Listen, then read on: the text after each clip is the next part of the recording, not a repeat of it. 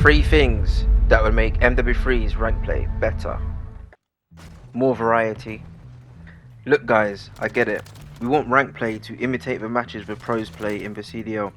But please, give us or keep more weapons in rank so it doesn't get so stale. For example, the SVA and some of the snipers shouldn't have been banned.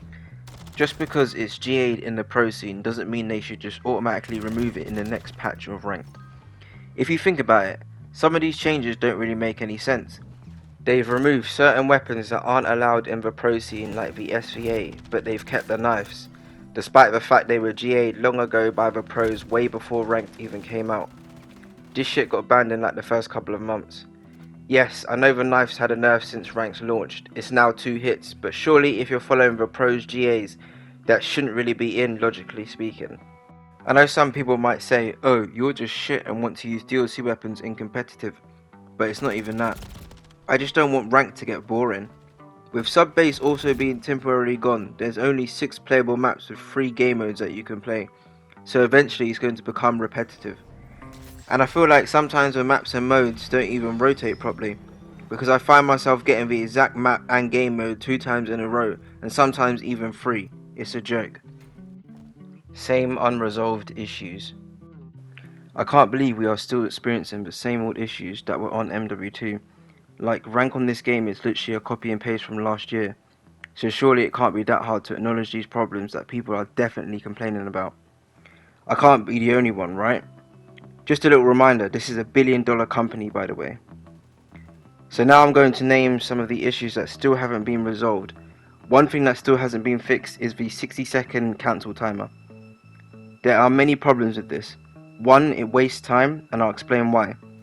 In them 60 seconds while the game cancels, I feel like the game should be able to find someone to put in your game in that time, because it's not like they would be joining mid-game, so it will be fair. Another thing I don't like about it is when it's so obvious the game is going to cancel before the cancel timer even comes up. For example, when it puts you in a game without enough people, like what the hell? How the system allows the game to start without enough people is beyond me. Another issue that hasn't been fixed that I want to brush up on is not getting SR after a win and losing SR for no reason. There's been many times where I've won games and as soon as the game ends you get a little black screen and you don't receive your SR. This is truly shit because you could have absolutely popped off in your last game and you didn't receive anything. And you won't be compensated, it's Activision for fuck's sake. Another problem you guys have probably experienced at least once. Say your teammate disconnects early into the game and it comes up with that little message saying SR loss prevention. However, you can receive this message and still lose SR. And this is definitely one of the most frustrating things because it's literally out of your control. It's the biggest slap in the face. And last thing as well that I want to go over on this part is the connecting bug. This shit still exists and even if you come off or play a game, you're on less SR than you started regardless if you win or not. Your SR is just magically gone. I've seen people lose over 200 SR from this bug. It's ridiculous and it's not even your fault. The game's just shit. Unfair matchmaking. Do you ever find yourself in the game sometimes and wonder how the fuck is the teams fair? Or my team are brainless and the others are just so much better? Don't worry, you're not alone. I get this all the time, especially when I solo queue. I'm going to show you some examples of this from MW2 and MW3.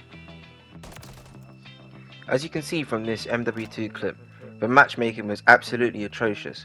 I was solo queuing and playing up against 3 top 250s with an Eerie. My whole team were Crim 1, that's literally the minimum the other team can play. In my opinion, I feel like the matches in these games were heavily manipulated.